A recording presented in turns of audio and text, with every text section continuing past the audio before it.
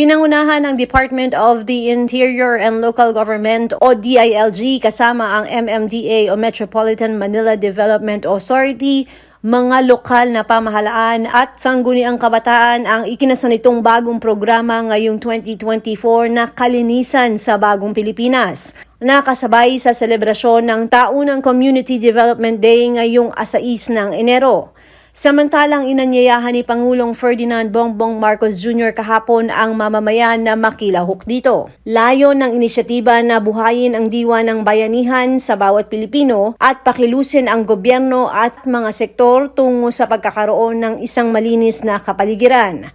Kasama rin sa hangarin nito ang maipalaganap sa bawat Pilipino ang pagiging responsable sa pangangalaga ng kapaligiran at mahikayat ang LGU na iprioridad ang proyekto sa solid waste management at ecological practices.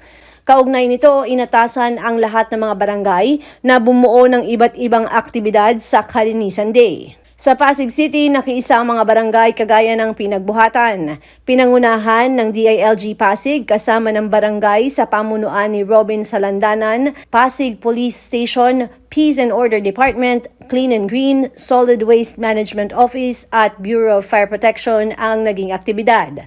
Nagkaroon ng clearing at cleaning operations. Hindi nakalap. Pwede light. Di. Doon na, iporma nyo na doon, Kanina pa yan, Pag wala, na. Ano sinabi na ulo mo? Ulo mo, dali.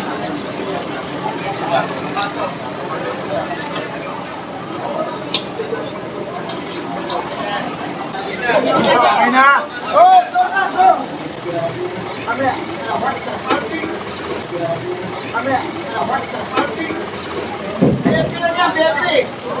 Ang nagaganap po ngayon ay ang cleanup drive. Simultaneous ata ito buong Pilipinas.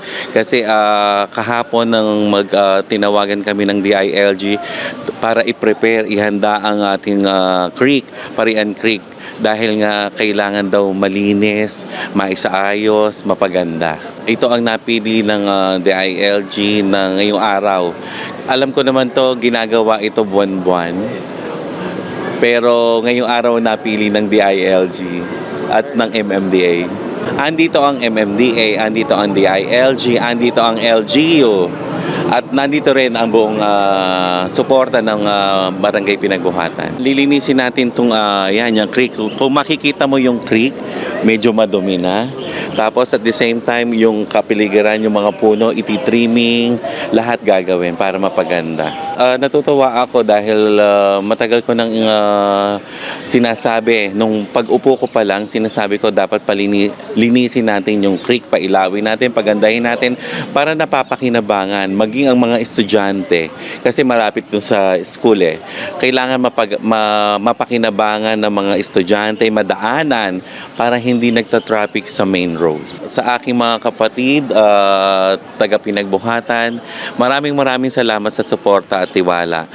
Makaasa kayo na magtatrabaho kami para unti-unti nating mabago ang sistema, mabago ang kapaligiran, makita at maayos ang Barangay Pinagbuhatan.